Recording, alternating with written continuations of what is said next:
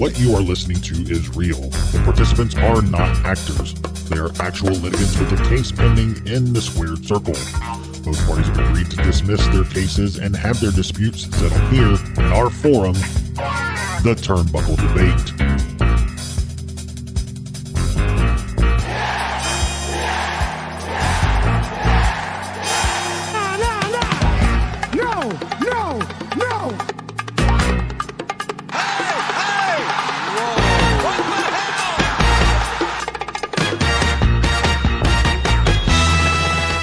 Hey everyone, welcome back to the Turnbuckle Debate. My name is Sneed. I'm Chad. I'm Tom, the OG Fit Kid, the staple of the Turnbuckle Debate. And our guest joining us today from the LGBT in the Ring podcast, Brian Bell. Brian, how are you doing today? I'm doing well. I'm doing good. Thank you all for having me on. I've been looking Absolutely. forward to it, trading some barbs and good stuff. It's always fun, man. That's why we like to debate. Brian, let everybody know about the podcast, where they can find you, what you have going on, all of that good stuff. Yeah, sure. So LGBT in the Ring, it's a pro wrestling podcast focused on the LGBTQ community within pro wrestling. We have new episodes go up every Thursday. I think tomorrow we have an episode going up with a local Pacific Northwest pro wrestler named Zeb81. Last week we had Alex Kane on. Just basically like featuring interviews and analysis with basically LGBTQ pro wrestling figures, promoters, wrestlers, managers, referees, commentators, anybody from the community that participates there. Yeah. That's awesome. We had Alex Kane on, I think, right before he signed with MLW. Yep. Or when he signed with MLW. Man, look how far he's came. It's awesome. I know. My God. It's so wonderful to see how quickly he has risen in the MLW ranks. Yeah. MLW is a company I think slept on a whole lot, man. They really are. They really are. Yeah. There's a lot of awesome talent down there doing some different stuff, throwing around some different ideas with things. Like it's really cool to watch. Well, awesome. It's good to have you. We have 3 topics to debate. We'll go probably 10, 15 minutes per topic. Kind of no holds barred. We'll we take all the shots you want at Tom. We don't really protect him at all. So we kind of like to just shit on him a little bit. Yeah, let's rib Tom. Yeah. Hey. All right. So if you guys are ready, though, we have 3 topics. We'll get into the first one. Let's do it. All right. First topic of the evening. Should the Young Bucks sign with WWE? I know there's been controversy with what Kenny Omega said after the show went off the air. He had talked to the crowd. He said that he would go where the Young Bucks would, wherever they would go. Yeah. And people took that how they wanted to take it, and it caused a lot of stir in the dirt sheets. Yeah. So. And they've also been, being the elite loves to poke at the real news, and they've been poking around at the potential of leaving, getting that big money contract. So I feel like this is something that's on the minds of a lot of fans right now. It's also a great negotiation contact. Like, point to you when your contracts are running up. Go out there and say something like that. Just put it out there yourself. But no, man, the Bucks, they're AEW. They're going to get lost in the WWE shuffle. I don't think that they would work there. They're such a they helped build AEW. Cody left, he built it, and he fits in perfect. I don't see the Bucks fitting in there like they do over at AEW. I think it would be a major mistake. I would think they'd regret it within 6 months. I'm sure they'd go in and be great in the beginning. They'd get a huge push. But you see how WWE treats tag teams. They don't put any respect on that division. The last few months, maybe a little more. But is it going to hold up? I would hope so. I love tag team wrestling. Look at that match we got to see on Collision a couple of weeks ago with FTR versus the Bullet Club Gold. I want to see tag team matches like that, and they're not going to get the chance to do that in WWE. They're not given a 55-minute match anywhere else in AEW right now. The one thing that gets me wondering, though, is, we're a year in to Triple H's reign as head booker, man, regardless of how much Vince is pulling strings. I'm sure he has his influence, obviously, but essentially a year into Triple H changing things to how he sees fit in a lot of ways.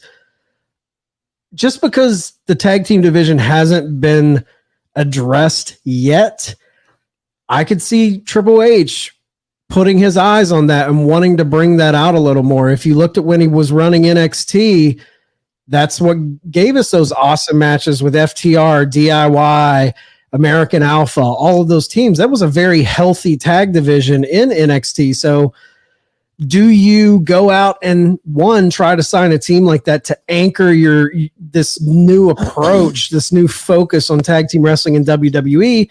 Or do you simply want to take a big blow at AEW? I mean, if you sign the Bucks, that's the elite. That's the E in the AEW. That's a huge shot. They already stole Cody. If Omega is right and he's going to go where the Bucks go, that's a big windfall to get Cody, the Bucks, and Omega on your new. That's the four the starters of AEW. I mean, yeah, you're leaving out Hangman, Mox, and Jericho. I think they were really integral in those early stages. But should they? I'm kind of with you, Tom. I think in the beginning, I do think they would be brought in huge. I think there would be a spotlight on them. I think you can't botch that. That would be a massive, massive debut, but I think it would slowly peter out. My only thing, are the Bucks wanting to kind of coast a little bit? It's a safer style in WWE. If they were tired of getting banged up, maybe it's a good move for them, but at the same time, they have families. I feel like the schedule is going to increase a little bit, but all of that's like stuff that you could work out in a contract negotiation. And I'm pretty sure WWE, if they had the chance to get someone like that and throw a blow at AEW like that, they would probably compromise on some of those like contractual things. Should they?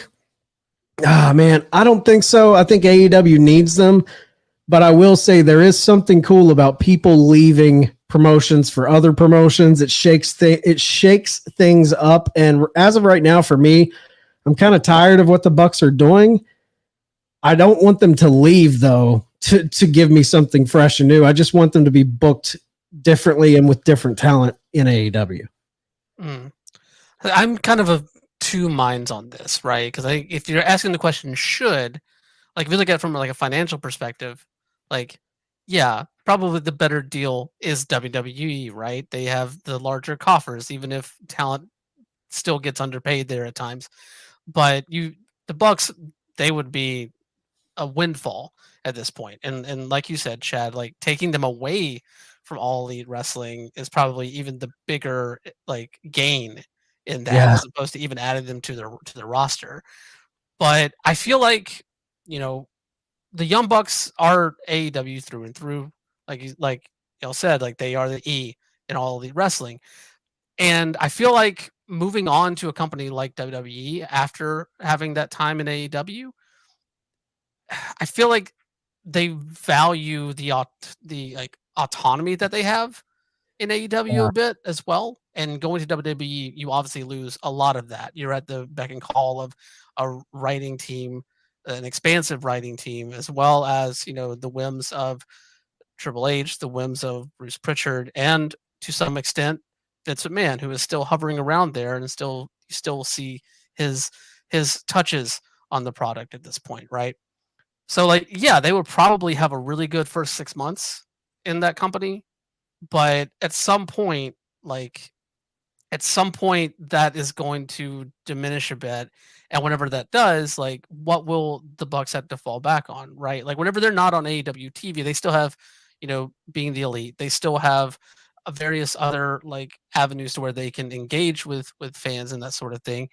And a lot of those channels, WWE has shown that like those alternative channels, either they want to control them or they just want to clamp them down. Right. So like it's even larger than just them in the ring. It's more so like the entire, like, I guess, Young Bucks experience in a way that could be really affected by them going to WWE. I personally would not like to see them go that way. I think they're suited for AEW. I think that's the better long-term option for them. But at the same time, like, I'm not gonna fault anyone for going for a larger payday, say, if needed in that way. Yeah, and this was tough. This was a really tough question for me. And I think I could go either way on it. I think a lot of it depends on what the Young Bucks want, because not only, like, they're not just wrestlers in AEW, they have the EVP title also. Right. Mhm. So with them having, like, if they leave, obviously they're giving up a lot of control, a lot of creative control. But do they want that? Like, do they want to step back, or is that something that AEW can take away from them and just, in a renegotiation of their contract, take away the EVP aspect and give them just wrestling if that's what they want? If not, should they go to WWE and just be, just be the guys, just be wrestlers? It's tough, because for me, I want them to stay in AEW. I think they're AEW through and through. It's no secret we're AEW homers here, so it would really, really kind of suck to see them join Cody, and then if what Omega says is true, he goes with them. Then you have Cody, It's a big the blow, Young man. Bucks, and Omega in WWE. I think that you're taking, that's 4 major stars that you've taken from them. I will say though, like, if that were to happen, like, Cody wanted to get rid of that EVP titles. Maybe the Bucks just want to be wrestlers, but I think to the point of looking how the Bucks work, they work a lot with people they're comfortable with, their friends. I think some of the fans are growing tired of that. Do they want to go somewhere where that's not really an option? I'm sure they have some buddies over there, the Kevin Owens, the Sami Zayns. Yeah. They're friendly with New Day and guys like that. But I mean, in AEW, they have their pick of the litter to really, hey, I like this guy, we're friends, hire him. They can influence hiring in AEW, unlike what they could in WWE. Yeah. But if they're all over there, it does set up something nice. Of imagine they do their little 3-4 year run over there. How big of a return would it be to see Cody, the Bucks, and Omega all return back to AEW in 5 years if they were to leave? Those are the type of things that, people forget back in the, the Monday Night Wars. Those ship jumping moments became huge for pro wrestling. Huge. I don't want to see them leave, because I do think they're kind of the lifeblood of it. And I think a lot of fans, it would be very discouraging to a lot of fans. Like, it would signal a complete change of what we perceive AEW to be, I think. And I think fans felt that when Cody left. It was like, hey, this was the guy waving the flag and now he's gone. I think a lot of fans didn't know how to feel about that. This would be even bigger in a lot of ways, that all of the original members kind of left, but that's wrestling. This goes back to the territory days. People like to jump. They get tired of one and they move to the other. I mean, this would almost be like when Guerrero, Saturn, Malenko, Benoit, when they did the Radicals in WWF at the time. And I hope that they're not looking at Cody jumping and what they did for him, because I don't know if they would be treated the same way. Well, Cody was OG. He was WWE. Because it was for Cody, it was Cody leaving WWE, having the Rhodes name, going out and building himself, and then coming back to WWE. Right. They don't have that. They're just coming in. So I don't think they would be treated with the same. I mean, let's be honest. There's a legacy with Cody. He's a Rhodes. So yeah.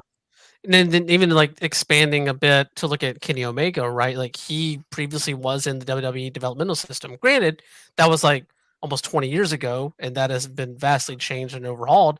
But, he stated like the main reason why he didn't stay there was because he didn't feel like he could like do his own like style of wrestling, like be himself in that system. So how has his mindset changed in this? Right? Because you got to think, like, if they're all saying they're going to stick together, like, there has to be conversations happening between all three of them. Yep. And so, like, what is Kenny's influence in this? How has his mind changed around WWE? I know, there were negotiations going on prior to AEW starting and that sort of thing, but where does his mind actually sit on how he could function within that WWE system? Did Kenny kind of throw them under the bus by saying, I'm going to let them make the decision and go wherever they want to go? That's where I'm going. Like, are they not happy that CM Punk is back and that's why they want out of there? Because I can't imagine they would ever want to leave one of the companies they've built that they fit into. Like, that's their company. Like, why? Like, I just don't understand why they would want to leave. I don't think they do. I think, like, if for a long time, like, followers of being the elite, they are the kings of trolling fans, like of playing with your emotions, of leaning into that goofy stuff of, like, they hear the chatter. They hear the IWC chattering. Their Twitter bios, they change those to troll everybody. Yeah, they're the king trolls of pro wrestling, man. They were trolling before it was cool to troll as a fan. Like, they were trolling a long time ago. So when I see, like, things like this, I don't put much stock in it. I'm not saying it can't happen. Obviously, anything can happen in pro wrestling, but I would legit be shocked if they showed up on WWE, and that shock value it's always alluring to me. Even if I want them to stay in AEW, just the pure shock value of something happening that you never thought would happen. To hear those guitars hit on Raw. Like, yeah, like, that's always an appealing thing of, like, man, that would be a cool moment. But then what next? The follow through after the big shocking moment is always what kind of scares me. Yeah. Yeah. And that's typically where those things fall apart. Yep. All the time. Yeah. I will say this. I agree with Tom. It's a great negotiation tactic. Yeah. Yeah. And I think they'll field offers. I mean, I think they'll definitely. Oh, yeah. They'd be dumb not to listen. Yeah. Yeah. But I ultimately, I think that they're going to stick around. We'll see. And again, I said Cody wasn't leaving either, and look where he showed up. So that's true. That's true. Well, you still think it's a work though, Tom. So but with Cody, it's like he is a Rhodes. I mean, how many times did Dusty bounce around? Like, it makes a little more sense hindsight. When you look back, you're like, okay, it kind of makes sense. He does fit it. Bucks, I don't know how well. I can't see all the leg slapping and just their style of wrestling. I don't know how. Would they get sent to the PC to clean it up a bit? I think that's a game changer. They'll say no if they're told they have to go down to the PC. Oh yeah, you couldn't do that. That would be a bonehead move.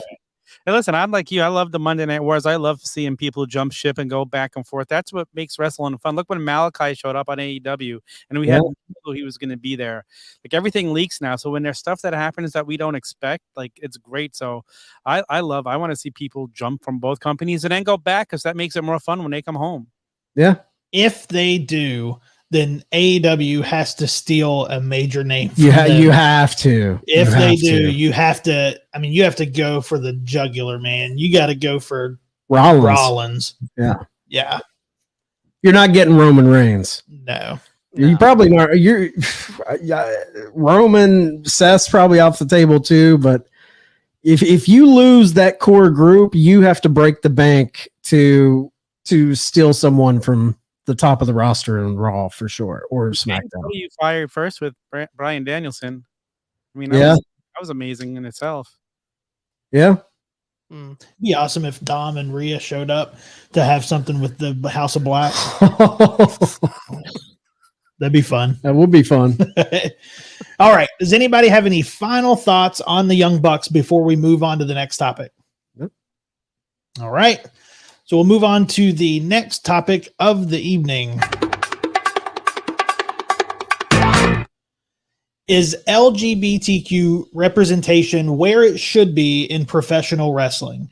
Now, Brian, this is your question that you brought to the table, so I'll defer to you to go first. No problem. It's totally based that I would come on and talk about LGBTQ people in pro wrestling, right? Yeah.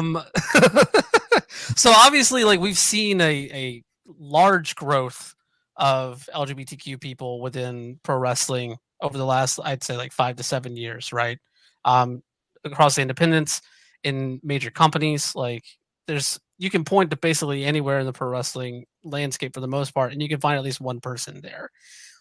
At the same time, like I like bringing this topic up in especially new company with pro wrestling fans, because like I admit I am inside of this bubble, and I know I have my perspectives on this, obviously, but I always like to hear other people's takes on it. My personal take is one of those things where we are in a much, much better place in pro wrestling, for the community that I belong to, looking back, at least compared to like whenever I first started watching wrestling.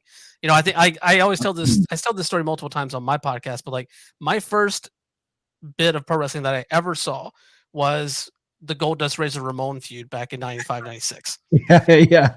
Very formative age for me, seeing Goldust, and I was hooked in. At the same time, whoa, problematic. Yeah. But like just looking at that time span, like yes, we are in a much better place with this, but I still feel like there is so much more ground to cover at the same time. I agree. I feel like what happened a couple of weeks ago on Rampage, with Bowens and the chant, like what a great support that was. Like the whole crowd just chanting in uniform, and that was a really cool moment. Yeah. Just watching that. And I feel like you said, I feel like we've come a long way. Look at Effie. Effie is like one of the biggest names on the indies now, and everybody knows him. He's so over wherever he goes. It's come a long way. It's definitely come a long way, especially I feel like so the last year or two, I feel like it's stepped up. But you know, like and seeing all the people that, you know, represent it, you know, maybe it's getting closer to where it should be. I don't know if it's exactly where it should be yet, but it's great to see the fans being so like warm and receptive to it now. And I don't know how that would have happened 15, 20 years ago, if it would have happened. I'm of the opinion it's not where it should be, like a lot of other groups within the women's wrestling. I think like I look across, that's not where it should be. You know, even like having a black champion, you know, it's still a big deal when that happens, they still have to trumpet that. Like, so I feel like a lot of the groups it could always be more, you know what I mean? Just to play devil's advocate though, and just to throw out another opinion. When I think of the to do more, there needs to be bigger stories, do we have a main event level person right now that we could see a company get behind and the fans rally behind to where we could see them main eventing? Do we have that star yet? So I guess is this a systemic problem within the promotions pushing certain stars, or is there a level of we haven't got that big transcendent star yet? What do you guys think? Like, is this systemic? Are people being held back, or is there someone you see that's like, man, if the machine would get behind them, this could be the person we rally behind? Well, I mean, we can talk about Alex Kane right now. Oh, Alex yeah. Kane, MLW has hitched the wagon to that dude, and just to watch just the growth over the last year for him with the starting at the Beaumont Fight Club and everything like that, you know, and even like with his title win over Hammerstone, huge win, amazing moment. But like even then, like he's only the second out LGBTQ male world champion in the history of pro wrestling at this point, and the first one was just crowned last year. Right. So like it's one of those moments where like you see that progress, you see that thing, but yet, you know, we're still trumpeting it. We're still going out there celebrating it because it should be celebrated. But, you know, we're still hitting those like inaugurals or like, you know, first times and that sort of stuff, right? We're still checking off all of those boxes in a way. But I look at what MLW has done with Alex Kane, and I think that he's a very good person to point to and show a company getting behind, because, you know, we're still checking off all of those boxes in a way. But I look at what MLW has done with Alex Kane, and I think that he's a very good person to point to and show a company getting behind, because, you know, an LGBTQ pro wrestler and recognizing that they are like main event level guys, right? Right. And like, yeah, as wrestling goes, like to a varying degree, like people will have their spots on the card in that sort of way. Like Toni Storm is really great in her role right now as women's champion. Anthony Bowens has done really great stuff in AEW's tag team division and has had his popularity skyrocket a lot. Nyla, whenever she won the women's championship back in 2020, like that was a monumental moment in a way. But at the same time, like it's one of those things where you get into like some of the backstage stuff, right? Like, are there people that have the perspective to write queer stories? Are there people in the back that have the perspective to like understand, how LGBTQ people want to be perceived through their character and that sort of thing, right? And I mean, Sonya Deville has been clamoring for years at this point, trying to get some kind of lesbian or at least same-sex storyline on they WWE. Flirted with it, right? With like Mandy Rose, weren't they kind of flirting with that idea a little bit? There were like little bits and teases here and there, but like it never ultimately like happened, Right. And then at the same time, while all that is going on, we get that angle with Lana and Liv that just threw LGBTQ people under the bus as a punchline again. Right. So it really kind of, for me, whenever you talk about not necessarily being able to control how they're booked, you need to start getting people that had the perspective in those rooms too. Right. I think that's one reason why I really like, because most of my work obviously is covering the independents, because that's where most of LGBTQ pro wrestlers are, right? And there are a number of promotions that are not just, mainly LGBTQ roster members, but are LGBTQ led. And they're some of the more, expansive and creative promotions that I see right now that I have the most fun with, and have their own interpretations of pro wrestling that speak to the community in a way. And it's just like maybe just like a little bit of that onto some of these like nationally televised programs. And I think that would be a big step going forward. That would be huge. Do you feel, how do you guys think, say they would push more queer stories on Raw, SmackDown, AEW, say they would do that. Every wrestler, every promoter is a slave to the ratings. Do you think that's a thing where, like, would there be a groundswell of support that would allow them to be like, hey, we put this story up there, it's hitting this quarter hour did bang up ratings. Let's keep, or do you think because I think that's what hurts the women too, man. They see a women's segment on AEW and the ratings dip, and they're like, man, they need time for people to get to know them and lock in. But every time we put this 5-minute segment up, our ratings take a shit. So from a promoter standpoint, business, they're like, they almost cut their nose off to spite their face, because it's like, you gotta give people that screen time so we get to know them, we fall in love with them, all of that. But it's like a catch-22, because if you're not willing to take the hit on ratings and let us get to know them, where every time they tune in, we're like, yes, I want to watch. It takes a while to get there. And if they're not willing to take that ratings hit, I feel like a lot of things we want to see improve will never grow, because they're never going to be willing to sacrifice the TV time for it. I think that's a big reason why we see it in the independents more than what we do in the big. Because there's not that TV, you're not serving the masters of sponsorship and all this shit. Because all of that, like, everyone thinks that Triple H, Vince, Tony Khan, Scott D'Amore, all the guys booking the major TV produced wrestling, that they're just kind of booking what they want. A lot of that shit's numbers crunching.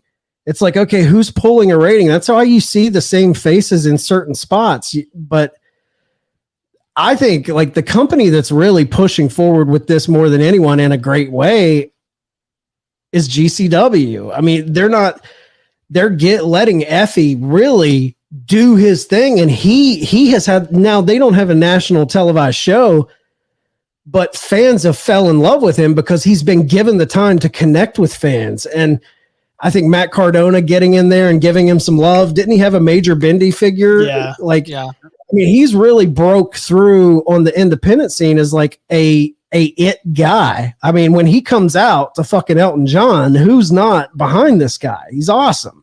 So we need more moments like that on national TV. But dollars and cents, I just worry like they're crunching these numbers and they're not willing to take the hit long term to allow stuff to grow.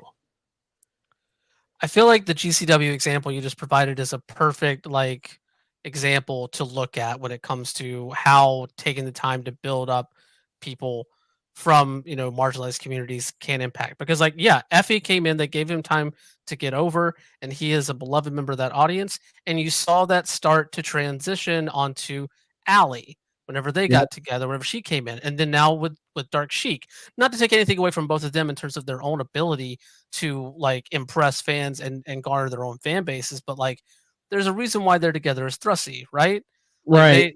They play off of each other really well. And now you're seeing the same thing with Steph DeLander, another member of the community who is paired up with Cardona, and is like, I watched that DDT show that they were on, and she was money all night. Yeah, she's great. Just so good. And so like they're giving people the time to not only build themselves up, but spread that out and build up others, which I mean is the whole entire ethos behind the Big Gay Brunch, right? Right. Yeah. So like it's just I really like what they're doing there. They're definitely coming along great. I would also put Impact into that argument a little bit as well, with Giselle and with Speedball and with Jay, really having some high profile people there. They just did the first Pride night in like for a major televised pro wrestling company ever, like on that Slammiversary weekend. That's something that I would never have thought I would have seen from a major pro wrestling company. And Jay, I believe they got Jay from seeing him on GCW because he was becoming a fixture of GCW when they signed him up. Mm-hmm. Yeah, he was making a name for himself. Yeah. So like, it's just. I think it's just. I really like that point about like giving people time and just eating shit in ratings for a little while to make sure that people understand and learn about these people. Yeah. Yeah, because you're going to have to stick your neck out.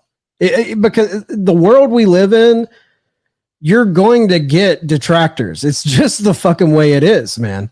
And you're going to have to be able to take it on the chin a little bit and push forward in your belief to get more time and get people to buy in. And that's just the nature of it. And when it comes to fucking like big corporate sponsorship dollars, sometimes people are cowards. I mean, let's be honest. Like they want the money. I do think AEW has made a little more of an effort to showcase people in certain ways that maybe WWE isn't, like Tom, you mentioned the spot with Anthony Bowens where the crowd is chanting, he is gay. And he was like, I never thought I would hear that chant, but in a positive way. It was a really fun moment. And like things like that, I don't think we've seen that in WWE. In WWE, there's always like, we'll know certain people, but they've never leaned into things like that. It's always seemed like it's kind of the butt of the joke in a lot of ways, like Chuck and Billy wedding, it was always kind of like the butt of the joke. But for AEW to push Nyla Rose and I mean, she's kind of been absent for a while, but and Sunny Kiss, I feel like that was a project that they've never really seen through. That was a big one to push in the beginning, but they never followed through. So underutilized there.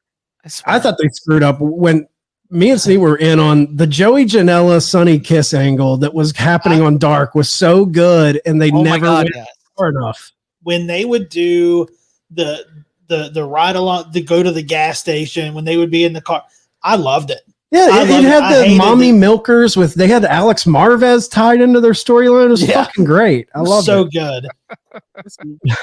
Wrestling is a soap opera. All we want is stories. Give us stories to follow, to be invested in, and we're going to watch it and we're going to enjoy it. If you tell a good story, that's it. That's all you got to do. Tell us the story, get us invested in the characters, make us care for the characters.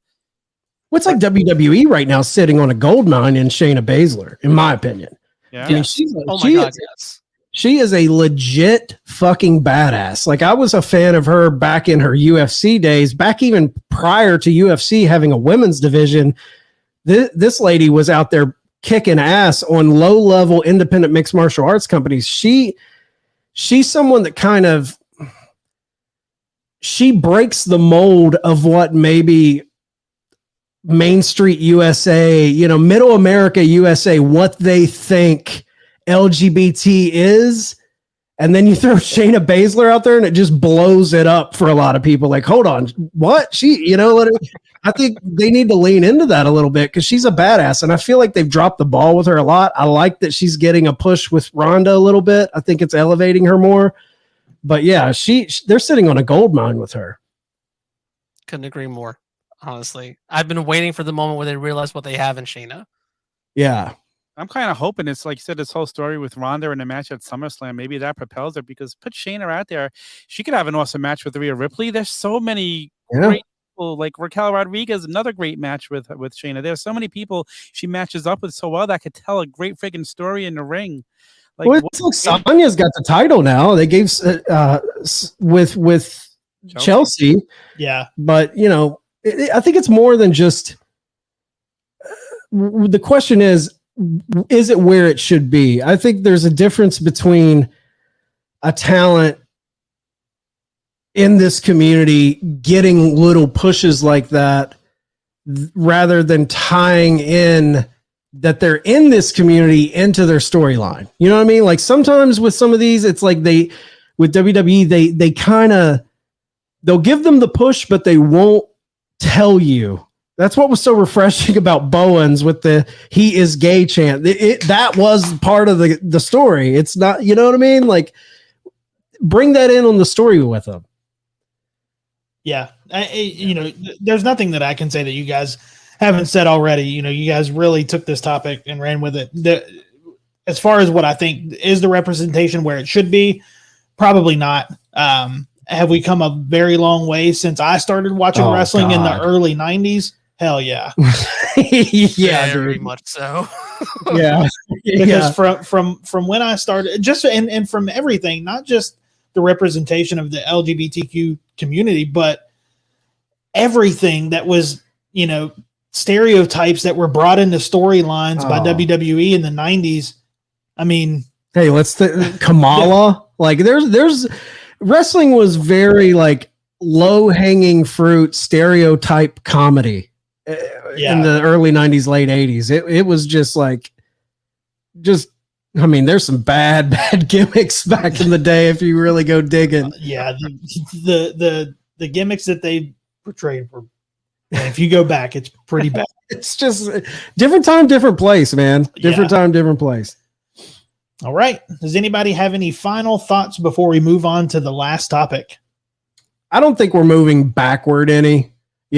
Sometimes I feel like these things go slower than we think, but it's one of those things where when years go by and you look back, you're like, damn, there has been a lot of movement where when you're in the day-to-day grind of it, you don't feel like enough is happening. But I think all of this type of shit, when you get on the corporate side of everything moves slow. I mean, we're still championing like for women to get more time. And I feel like that's been going on a long time since even the women's revolution in WWE kicked off with the 4 horsewomen and all of that. But it'll continue. It'll only improve. I don't think we're moving backward any. Yeah.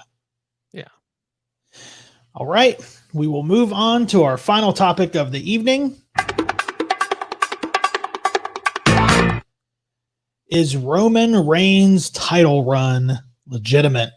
Now, Tom, you brought this, so I want to hear this spin here. So you kick it off.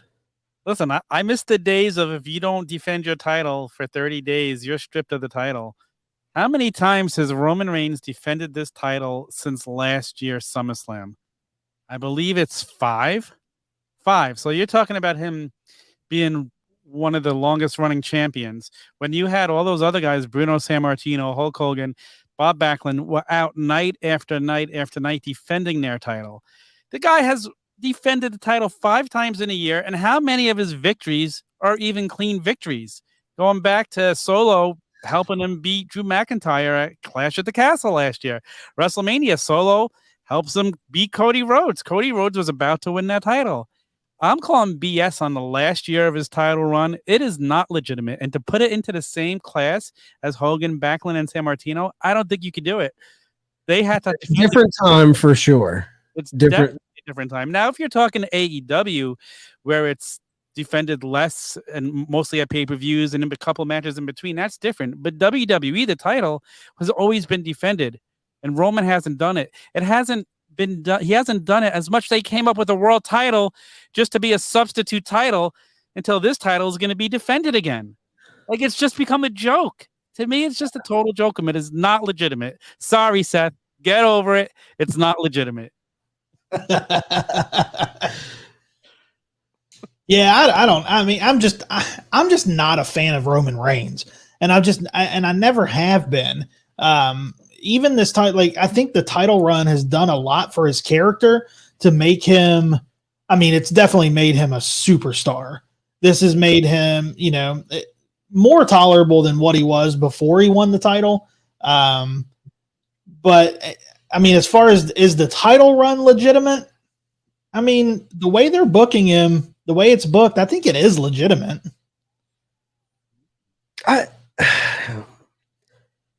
What do you want, Tom? Tom's over here. Yeah, Tom's over here.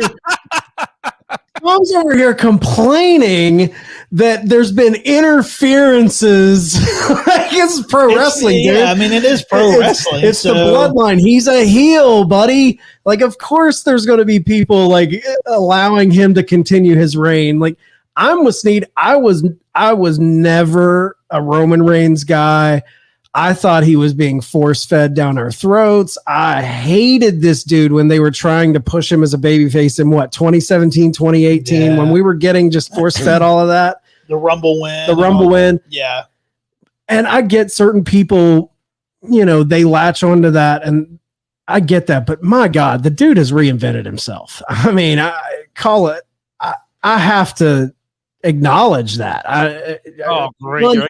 Unintended. I have to acknowledge I have to throw it up because his vibe, his aura, his entire demeanor, everything about him has changed. He's gained confidence, not only just as a character, like what he's pushing, but you can tell he's gained confidence as a performer. He feels like a legit top main event level guy. He's planted his flag as he is this generation's Hogan, this generation's Cena. There will be fans that grow up thinking that he's the man. He's the best, and all of that's booking. He's got the machine behind him. But I love this run. I think it's legit. I think it's historic. Just as a fun story, all the ways they've and I think the thing that makes it legit and historic is the way he constantly weasels out of shit with the Usos when they were helping him, when Solo showed up and helped him, and the lack of title defenses like that you're talking about, Tom. My thing with that is, we're talking Bruno and Hogan and comparing him to this. Dude, when they were out there busting ass night after night, that was an era where TV wasn't really the forefront of it. TV was simply there to get you to go to a live show. The live experience was the money. They would get you to come for that. So the way you pulled in people to go to that live show, you had to have your top guy with that belt. But today isn't that. Today is the pay-per-view experience, the overall like brand. I don't think it's as big as, I think it's brand first. It's WWE. It's seeing that logo. You're not necessarily having to lean on Roman. And the fact that he's not there night after night, making us sick of him with title defenses, I enjoy that. It's the same way AEW is handling MJF. I mean, he's not defending that title all the time. It's fun. It makes it special and allows other people to shine. It feels like a bigger match feel when he does wrestle, but he could have wrestled a little more. And I'm not shitting on his character because this by far is the best version of Roman we've ever seen. Like what he's done, it's so much fun watching him. And I swear, I wish I could go back and find it somewhere. He did an Instagram live during the pandemic when he was off of TV, and he was just outside walking around his neighborhood, and he wanted to update the people. And he had that arrogance that became this character. And I don't know if somebody in WWE saw that and said, this is what we got to do. I don't know if that was just a little seed of it being planted back then, and that's why he did. Probably trying it out. Yeah, but it worked because it was the same exact cadence that he speaks with now. He's like, you guys don't know me and what's going on at home and why I'm not there. It was perfect to set this up. Like, honestly, I do wish he's defended it a little more, but I don't know. What do you guys think gave him more confidence? Was it the title or the teeth? I think that's the teeth helped it. Teeth helped the brother out. I think the teeth really helped with his confidence, and then the title came and it really pushed him into it. I think that's what made it legitimate. Probably the teeth. I think really helped it is having Paul Heyman sitting by his side. Well, of course, Absolutely. What do you think, Brian? Is this legit or not? I mean, I think it's legit, honestly. Because like you said, like having a heel win their matches via interference and via chicanery and all that good junk, like that's just good old pro wrestling. Yeah, so it's one reason why, like, whenever people like, I'm watching, like, obviously I'm watching the G1 right now, right? Right. And I have like people that are in my like circle that will just shit on evil matches all day long, and I'm like, yo, look, watch what they do. Like this is hilarious. This is just fun to see the inept attempts and then the rare times that it actually works and they win. It's buffoonery, and I am here for it. Yeah. Do not take this as seriously as you want to. Just have fun. Yeah. Watching this thing, right?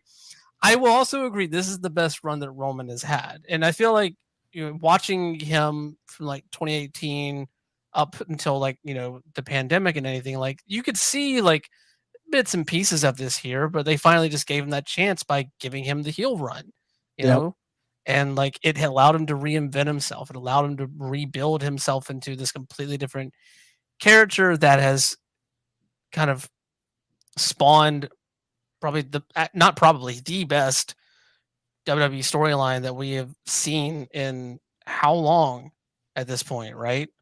Since McMahon Austin for me, like easily.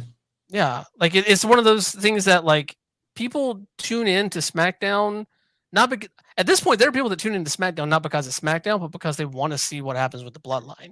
Yep. It's transcended brand a bit in a way, and all of that kind of adds back to that legitimacy of it. I understand Tom's complaint somewhat. I was a fan of people defending championships, like that sort of thing. But at the same time, WWE's played willy-nilly with that all the time as well. They've stripped people of championships that were going to be out for like weeks, and then I've also let people hold on to belts, for months whenever they were injured and that sort of thing. So it's even like one of those like things that they flip-flopped on in the past too. I think it's legit. I think it's one of it's definitely the best run of Roman's career, and I hope that we get some kind of finality to all of this pretty soon, because I don't want them to keep overstretching it. You gotta stick the landing. Yeah, that's the big thing. Yeah, and I would also argue that even though this is Roman's best run, the person who's benefited the most from this is Jey Uso. Oh, 100%.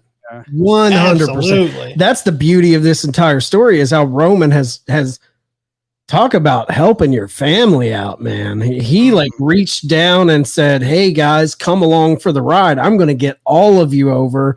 Not just Jay, but Solo has blew up. Like everyone in that storyline, even Sammy, when he was in it, everyone is. And I think Sammy's kind of taken a back seat and been forgotten about. Once he left the Bloodline story, it's like, what's he doing? Like that storyline really is helping all parties involved. I think throwing Sammy in with KO to be tag team champions actually kind of hurt him. They should have pushed a single run after that whole thing. And it kind of didn't make sense. And I agree, like SmackDown, if I don't get to watch SmackDown, me and my wife, well, at least before we do anything else, we'll watch the Bloodline segments. You have to. Yeah, it's just the story's got you hooked that you don't want to miss it. So I got to be honest. I love that fans get so pissed when he wins by chicanery. It makes me so happy. Like, it's the absolute best when everyone thinks, and they've done a good job with Drew McIntyre at Clash at the Castle. I thought they had fans believing Drew could win, with Sammy in Toronto. Sammy could win with Cody at Mania. Obviously Cody's gonna win. Yeah. They've done a good job of like getting the fans up and then just shitting all over them. I love that about wrestling. What's really fun to watch is that even like outside of WWE, the bloodline is influencing stuff as well. Because like Umaga's son just debuted down at Reality of Wrestling at Booker T's school, and he's playing into this stuff now too. Yeah, he's using the spike. Yeah, he's using the spike. It's just amazing to see like how all of this is just coalescing. Jacob Fatu's even kind of leaning into little tones of it. It's fun. Yeah. Remember when we used to say like this story isn't worth it if it doesn't end with The Rock, and now it's like, I wonder how far this was planned out, or is this something that kind of more happened when Triple H took over? Would they bring in the guy from Marvel to help write it? I feel like this has kind of been like on the go. Hey, let's do this, and it's just works so well. It's honestly at this point, The Rock feels like a moot point. Yeah. Like why would you even bring him in? I mean, not to say they've handled this storyline so well. If that was on the table, they would totally make it work. But in the beginning, when it first started, I was on record of saying like, if this doesn't end with The Rock and Roman at Mania, it's messing up. And I don't think you need The Rock at all anymore. No one even cares. Yeah. His story has turned into its own thing. The Rock is the least of it right now. It's almost like why would you bring him in at this point? You know what I mean? Like, I don't know. I mean, SAG's on strike. That's true. So, that's true. Give him something to do. That's true. I didn't even think of that. That's something to consider, and that strike is looking like it's going to be a while. Wow. All right. Anybody have any final thoughts before we move on to the round robin? Defend the title more. Hey, Tom, look, at least he's there. When Lesnar had it, he wasn't even there. That's true. That is very true. That's a great point, Sneed. At least he's there and making it interesting. Yeah. All right. So we do have a round robin. This question, just give your answer. You don't have to give an explanation. You don't have to go into it. Yeah. This episode drops with the week of leading up to SummerSlam. Drops on Sunday. If you're watching us, it's Sunday. If you're listening to us, it's probably Monday morning in the lead up to SummerSlam. So I thought for a good round robin, your favorite SummerSlam match. All right, I'm hitting nostalgia with this one. Since it's favorite and not best, I'm going back to the original SummerSlam with the Mega Powers versus Andre the Giant and Ted DiBiase. That's awesome. I'll go SummerSlam from Wembley, Brett and Bulldog. Damn, you read my mind, Sneed. I have for me as a kid, my family didn't buy pay-per-views. I was a VHS rental kid. Yeah. I would rent the pay-per-views after they came out on Coliseum Home Video, and Wembley, Bret Hart, Bulldog 92. That was special for me. As a matter of fact, that whole SummerSlam to me is I can watch it top to bottom, and it's my favorite SummerSlam. And it's very topical considering AEW is going to Wembley at the end of the month. Yeah, true. Yep. So I think for mine, I had like 4 or 5 pop up, but I had to settle because like I just had to go back to like my late 90s bullshit and what I was into specifically in WWF. Ken Shamrock, Owen Hart, Lions Den match. Oh yeah. Yeah. Like that whole Owen Hart, Dan Severn, Ken Shamrock, Steve Blackman interaction going on throughout 98. Like good shit. Just oh my god, like that was like the dude, Blackman was a G. Thing. Yeah, he was. Steve Blackman is he was such a G. Another one I had to throw out. It was in the running. I really like Triple H, The Rock ladder match for the IC title in '98. Mm-hmm. Awesome match. That feud between Triple H and The Rock for the Intercontinental title. I always love their matches. Yeah. Another one for me. Oh, go ahead, go Tom. Triple H and Shawn Michaels in a street fight, and Michaels' first match back in 4 years. That was good. That was good. Yeah. I was gonna say Ray and Eddie for the custody of Dominic. Oh, I really like the WWE Championship match between Kurt Angle and Stone Cold in 2001 too. Like I'm a big Angle mark, and I love Stone Cold. So yeah, 2001, that match was great. I love the whole storyline back in the day too. The match made in heaven, match made in hell. Oh yeah, where they had the wedding and the snake showed up at I love that shit. That was wrestling. That was wrestling for sure. All right, Brian, it's been great having you on. Let everybody know where they can find you. Yeah, of course. Again, thank y'all for having me on. It was a blast. You can find me on Twitter at WonderboyOTM. You can read my writing about pro wrestling at outsports.com. For LGBT in the Ring, new episodes released every Thursday on all major podcast platforms. You can follow the show on Twitter and Instagram at LGBT RingPod. And we have a Patreon for the show as well, patreon.com/LGBT RingPod. Over there, we have some bonus shows that we do on the monthly basis that are super fun too. Awesome, man. Guys, go give them a follow. Check them out. Absolutely. All right, guys, that is going to wrap us up for this edition of the Turnbuckle Debate. Make sure you guys are going to the turnbuckletavern.com for all of your tavern needs. Go on, man. Get your shit in. OG Fig Kid, Twitter and Instagram, Fig Night every Tuesday at 7 p.m. Me and Mike Bellcaster. Don't miss it. All right. That'll wrap us up. Court is dismissed.